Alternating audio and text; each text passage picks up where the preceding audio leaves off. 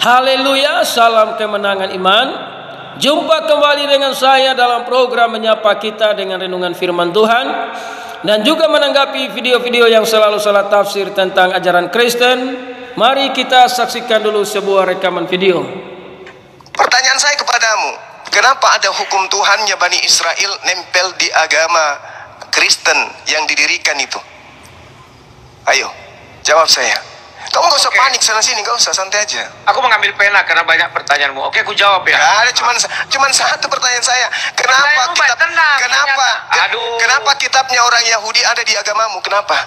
Kamu belum menjawab, Rudi. Kamu gak bisa kemana-mana. Hukum Taurat itu hanya untuk Bani Israel saja. Kamu bukan Bani Israel. Kamu paham? Pertanyaan saya, kenapa ketetapan Tuhan yang berlaku hanya untuk Bani Israel ada di kamu? Kenapa? Kamu Bani Israel? Hah? Kamu Bani Israel? Kami tidak menggunakan hukum Taurat, kami menggunakan Al-Quranul Karim, kitab kami. Lah kamu menggunakan kitabnya orang Yahudi, kamu siapa? Kamu Bani Israel? Coba kau jawab, kamu Bani Israel? Jawab.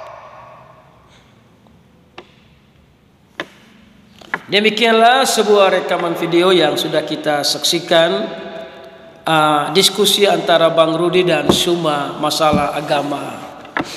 Saudara yang terkasih, dalam diskusi tadi yang Islam berkata kenapa kitabnya Yahudi nempel dengan Kristen? Jawabannya cuma sederhana. Kenapa perjanjian lama dan perjanjian baru itu disatukan? Karena perjanjian lama dan perjanjian baru datang dari sumber yang sama.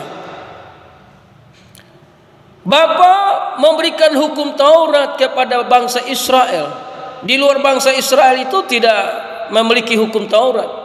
Jadi kalau di luar bangsa Israel ada yang tiru-tiru firman-Nya, ya itu namanya mereka meniru.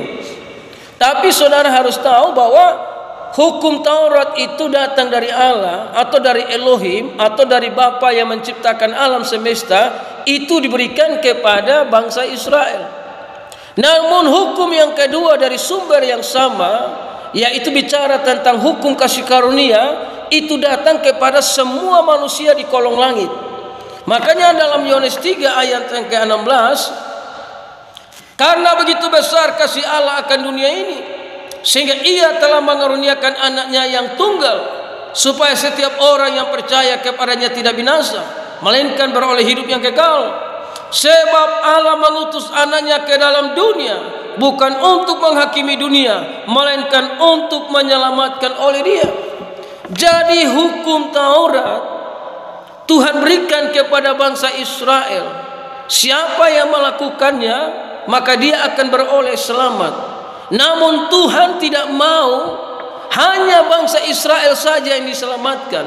Namun Tuhan mau semua manusia di kolong langit ini diselamatkan. Maka dia berikan hukum yang kedua, yaitu hukum kasih karunia, bukan hanya untuk bangsa Israel saja, tapi bagi semua bangsa di dunia ini, agar mereka percaya bahwa Yesus Kristus adalah Tuhan dan Juru Selamat, agar mereka boleh menikmati keselamatan, menikmati hidup yang kekal karena percaya dan menerima Yesus sebagai Tuhan dan Juru Selamat. Makanya kitab Yahudi dan kitab Kristen itu disatukan karena sumbernya sama, datang dari Sang Pencipta, namanya Yesus Kristus Tuhan. Haleluya.